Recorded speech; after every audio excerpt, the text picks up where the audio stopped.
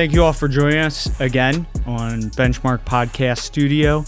Today we have a very special guest, Clarissa, who you've been involved in Benchmark for a very long time. And I'm really excited to talk about your story, kind of hear where you've been and where you're going. So just to kind of start it off, tell us how you got involved in Benchmark. It all started when I was about 14 years old. I was hanging around the wrong crew, and we were stealing at the mall. Okay. Yeah, right. I got caught up right away. Like, my mother had to come get me from the little room that they put you in. Oh. And so then we ended up, I got a misdemeanor, I believe it was, and we had to go to the courthouse. And they're like, you need to do community service. So there's a flyer right where me and my mom were sitting, and she points it out, and she's like, look at this, like girls boxing. And I'm like, okay. And they said that you can do community service there. I'm like, okay. So I gave Will the call. Yeah. I'm like, hey, I see that there's girls boxing. He's like, yeah, come on in. He was a very welcoming guy. That day, I went into Benchmark. You went from the courthouse to Benchmark program. It was like a little bit after, yeah. Or Yeah. it might have been the next day. It was right. I just know it was Yeah. so quick. Like, Yeah. I was on the phone with him, and then I was seeing him. Like, it was Cool. very quick. Then turns out I was the only girl in there for the first, year, I think it was. And yeah, I just devoted my entire life to just going, because it wasn't just community service to me. It was like a family. It was very welcoming. So that was how I started there. Mm-hmm. Yeah. Yeah. What made you decide to keep going, and like what made you make that mental transition from this is just something I have to do because it's community service to this is a family and I'm gonna keep coming here? So I was a child that I didn't know what to do as a child. I had so much freedom. My mother worked all the time, so we were just always home by ourselves. And, all we had was to go outside. And that leads you to whatever, So knowing that I had something to look forward to go to, it was like it changed my perception on, like, where I wanted to put that energy, where I wanted to put the time that I was bored into something positive. It became like something that I ended up loving because it was always good energy, always welcoming, and I was never looking for anything to do because they always gave you something to do. So, Okay. You said you were the only girl yeah. for like the first year. What made you feel comfortable returning to the space? I was always hanging out with boys as a kid. I was always in sports, and I've always been very drawn to not masculine energy, but just I didn't really hang out with girls much. I grew up with brothers. My older sisters were older. Like the brothers, I have more sisters than brothers, but my brothers were closer to me, so I would always be with the boys and their friends. So I was okay with that environment. I would try to bring girls there that I hung out with. They never wanted to stay. They would come for one time and never come back. Yeah. But yeah, so that was why. Yeah. I remember that. I mean, it's tough when you are an organization that works primarily with kids who are involved in the juvenile justice system. The system skews heavily male. So there's a lot more young men on, probation or looking for community service hours or whatever than there are young women. So just by nature of that, there have always been more guys at Benchmark than gals. Thankfully, we're making more of a concerted effort now to bring in more young women. We have the Women's Strength and Fitness Center now, but obviously that came well after your first time in. When I first came into Benchmark and seen all that kid stuff, I was like, I went right to Will because I was at that age. I was raising my nephew. Okay. When I was coming to Benchmark. So I had to bring my nephew in a few times, and then Will's like, no kids are really like allowed here because of the equipment. It can hurt them. So when I seen that upstairs, I'm like, wow, like Benchmark has progressed in a way that like, yeah, like I know other women that would want to come here because of that, so. Yeah. It's really cool with the resources that Benchmark has built up over the years. We now are able to offer quite a bit more to people that come. How old was your nephew at the time? He was 2. He was 2. 2 years old, yeah. Yeah. So you said you were home alone a lot because your mom worked a lot, raising your nephew and trying to fill community service hours. Oh, yeah. Did you have time for school? Yes. So like, that's funny because around that time I was in homeschool. I went from Columbia School District to homeschool. And then the homeschool was like, I wasn't doing good in it. So then when I moved to Lancaster, I actually was transitioning from Columbia School District to Lancaster District once I was in Benchmark. Once I found Benchmark, we moved out here because it was closer and it just was more convenient. And my mom seen how good I was doing with the Benchmark. So we commuted out here. I also found a school that was like, I was a year behind because of cyber school. So then I found Phoenix Academy, ended up going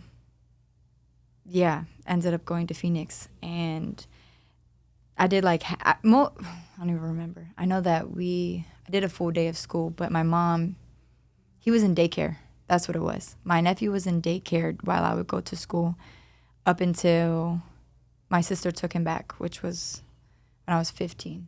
So I only raised my nephew for about a year of his life until he was 3. And we managed to make it work however we did. But yeah. Yeah. Was he in your house with you? Yes. During that? Yes. Okay. He slept in my room. He went through 2 different houses with us from Columbia to Lancaster. Yeah. And she would always do that, like just drop him off and then leave him there for a few months and then sometimes the whole year and then it was always. So did you potty train him or anything? Yeah, we potty trained him. Yeah. Yeah. It's right about that age. Yes. Ish. Yes, and yeah, it was very quick for him. Cool. That's good. Yeah. I mean, I have 2 kids, and I feel like potty training is can be one of the biggest hurdles. My oldest was terrified of it for whatever reason, and so there were a couple times where she held it for a couple days straight. Oh wow! Before going, yeah, it was not fun. Yeah, I think it's because like when it flushes. I know my 3 children now are more. It's been a journey to potty train all of them. So my daughter, she was like more quick with it, but my son, he's 3, or no, he just turned 4, and he's now like standing up like a boy and doing it because So yeah, my 1-year-old, I'm not even ready for that yet. Yeah. Yeah. So you're at Phoenix. You were you able to like walk off probation and everything? So once I completed all my hours, with Will, basically every single day that I would finish my day at Benchmark, he would sign a paper. Eventually I completed all those hours. I was fine, but I just kept coming. I started boxing and the jiu-jitsu. So Wes was my coach, and those are the OGs. my favorite coach. Yeah. Yeah. Okay. Huh. So I know you were still involved with Benchmark because that's when you and I first met. When you were developing, like getting into a career and everything. Yes. What did that look like for you after high school? So I didn't know exactly what I wanted to do, but I was graduating in the middle of a year. I was graduating in January of 2019. And I'm telling Will, like, because he's asking me, what do you want to do? And I'm like, I don't really know. He showed me the YTI. He took me there. And I went to the orientation stuff. I started doing dental assisting. And that was all because of him. Then he had someone, which Nancy is now she's one of my closest. She's an older lady. She donated to my college. And it was all from Benchmark, all from them seeing me on, coming to those events that he used to have. She heard me speaking and wanted to help me in a way, and definitely did. So, yeah, I went through dental assisting. I still do that to this day. Yeah. What was that like? So you graduated from Phoenix. Yeah, right? and then I started a week later. I started a week later from graduation. Oh, wow. I was the youngest in the dental field that they knew of. They didn't even know if I could take x-rays or anything yet, but they found out that I could. So I got my DMB and all of that, and yeah. Okay. Yeah. And did you do it full time? Like you were out of high school pulling a full-time gig right away? Yes, I was full-time. So in the whole college, it was crazy because it was right before I got pregnant. I was with my baby father. I was in school and I was working. He got me a job at this wedding venue place. Will. He had me hooked up. He put me in college. He had me in a part-time job, so I was able to make money while in school. And then he even hooked me up with Red Rose Bus because I didn't have a car at the time. So he got me like one of those membership things to be able to take the bus, which, mind you, they were dropping me off an hour and a half early from work and picking me up probably 2 hours after. So I just had a long day every day. Yeah. And I only worked on the weekends at the wedding venue place. And so we made that work. Then, what was it? I was staying at the hotel right by YTI. And then, yeah, I don't know. It was a journey. Yeah. Yeah. Were you, so you said you were in a hotel. When did you move out of your mom's? So she actually lost her house when I was 17. She lost her house. So me and we all stayed in a hotel.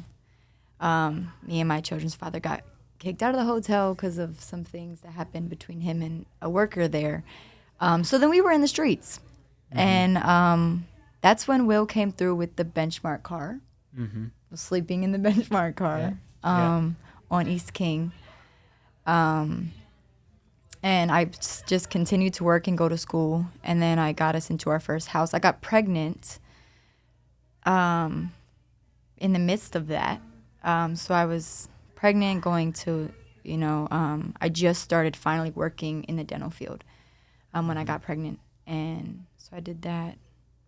What was that like, knowing that you were going to need time off to have a baby, and like thinking about work and your housing situation and all of that? I was very stressed out. Not gonna lie.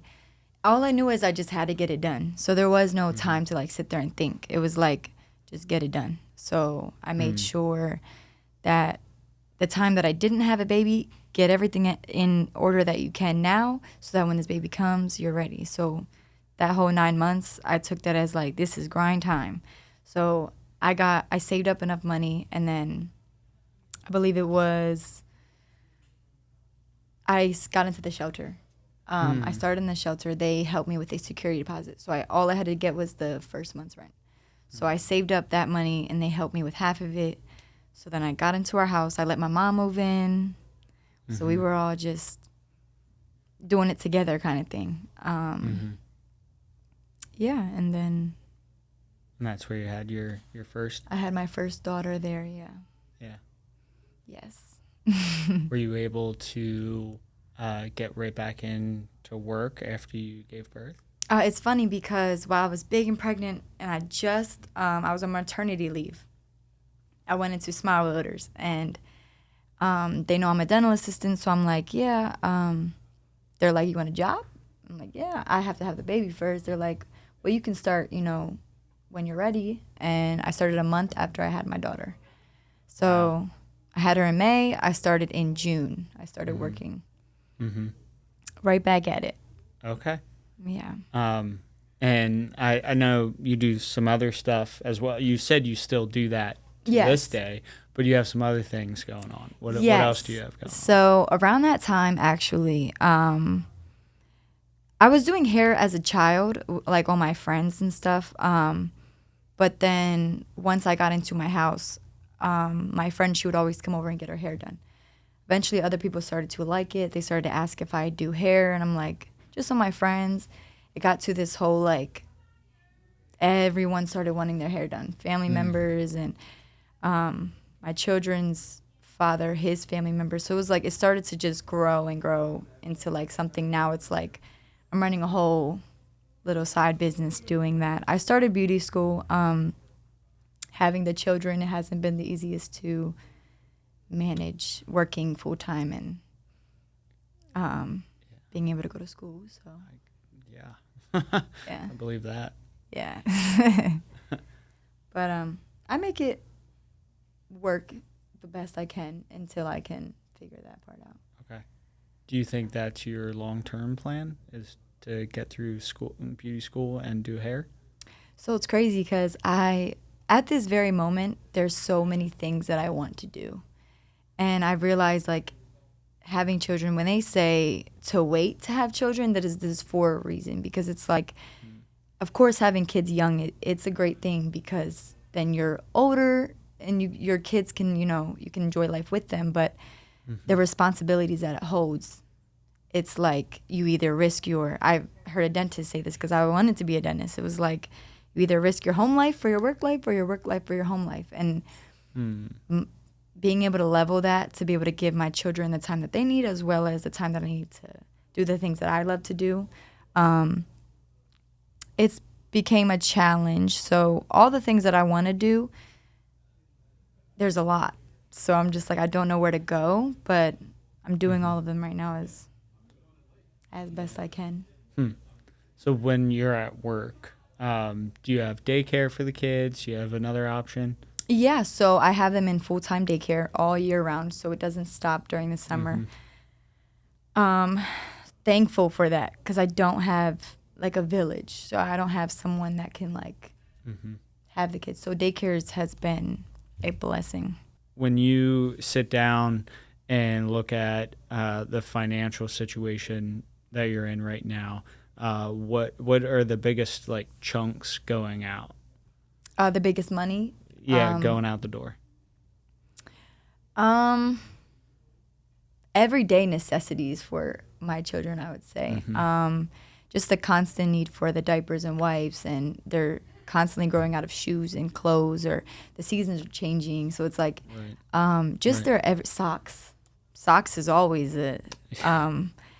So it's like the constant necessities for them on a day-to-day basis, and just bills. Those are constant. They never end. So yeah, I try to manage my money the best I can to make sure I always have it. Take care of. I've always learned to take care of your bills first, and then whatever is after that, whatever you have after that, that's what I'm like. I always make sure I have that. Yeah. Do you think if you're able to get through school and do hair full time, you'll be in a better financial situation than you are currently working in the dental field? For sure. Because I want my own beauty bar. So it's bigger than just a salon. It's crazy because kind of like what Will did, like with the building and the different, that's what I kind of want in my salon. Mercedes Beauty Bar. Like it's literally a beauty bar for men and women. To just self-care, self-love, just help people heal in a way that, they learn to love themselves. Because I believe that's what the world is lacking right now is knowing what love is and how to feel love and self-love especially. Because until you love yourself, you can't really love other people or teach other people what love is. So us parents have a hard time teaching our kids what love is because we don't know. So I want my business to really like help society learn to love their self and yeah. That is big and bold. Thank you. Yeah, and I congratulate. That is a Thank really you. cool dream. Yeah. And it's a shame we live in a society that would make that a necessity, but it's currently a need, and you're looking for a way to fill it. Yeah. I think like I never really understood it, but seeing benchmark and seeing what I went through, it's like you don't really know until you learn. And I didn't know that I could be something bigger than what my family was on welfare. And like when I seen Will giving me all these dreams and ambitions, and he would tell me like, stop raising your nephew, like stop letting them do this. And I'm like, Will, like I can't, I don't have a choice, like I literally have to. And I remember just having those talks with him of him trying to like help me get out of that. And it was like he started to give me all the resources on how to. And it was like, you don't know until you're taught. So he helped me have that urge to want to teach other people to feel that they, you know, there's more to the life than what they know. And yeah, I'm a little cold, so I'm like, I apologize. No, it's okay. I have the ability to make it cooler in here, but not warmer. No, it's okay. It's all right. I was told I needed to ask you about your music. In the midst of having children, probably after my son, I always got told as a kid that I could sing, but when I learned that I could outlet it just like I was boxing, like I found a new outlet of like where I could put my pain. I wrote a lot of poems and it turned into music. So I started going to the studio and just like recording. And my kids are my biggest fans. They're my biggest fans. So yeah. Do you like produce music and stuff to it, or are you just kind of a cappella getting up on a mic? So I don't produce the music, but I find beats like on YouTube and stuff. And I use those. So. Okay. Huh. This is completely putting you on the spot right now, so please say no if you want to. But do you have anything, poetry or anything you want to read for us right now? Like read? Or like... I can definitely like share some of my music. Yeah. So let me just say, for a while I was writing music more so like what I was going through. This is now, my music has transitioned, and why I told him that I haven't released this song was because it's more godly, and like a lot of people don't like that kind of music. It's just more worldly stuff. So this is more something that I didn't think that would like get a lot of people's attention, but like this is my favorite song that I've ever made. So do you want me to just play it here then, so that you? Yeah, if you just hold it up.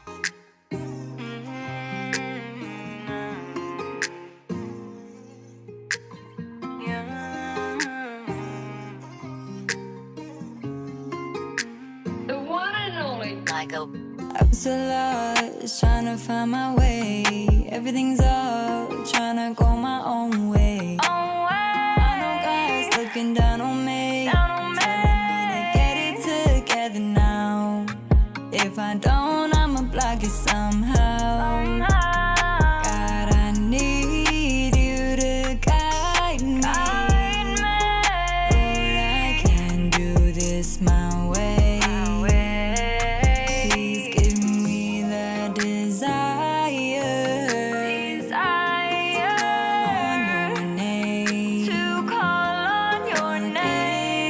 So that's like what I do on my free time. Yeah. So Your free time. Yeah, if I ever get it. I almost want to cry. My free time. Says a mother of 3 in school, working and still finding time to work out too. Yeah. Oh yes. I always have to get my workout in, because that is what stabilize.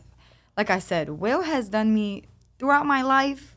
I will say that's been the one and only person that I can call. Like if I need something, he's whether it's just someone to talk to, or like there's the gym. Like having the keys to the gym is probably the most.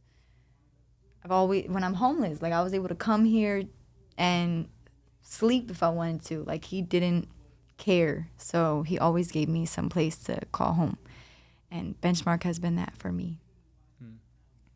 Yeah. I'm so happy that you found that. Yes. That's awesome. I know we're short on time. I don't want to make you late for your kids. So we can wrap up here and maybe have you back. And maybe next time I can be a little more prepared with the music. Yeah. You can give us we'll listen to a song or something and then break it down. Do you have anything for your hair, like any Instagram or anything that people can find you on? Yeah. It's Cedis.beauty.bar. So it's CEDES.beauty.bar on Instagram. Yeah. Okay. And you can contact me on there to get your hair done. You know what I'm saying? Yeah. What exact services do you provide? So I do a lot of braiding, twisting, dreads. I sometimes do like just regular styles. I don't do any cutting or dyeing. But literally anything that you come to me with, I'm willing to try. So. Okay. Yeah. We'll have you back, definitely. Well, thank you. Yeah, of course. Good to go.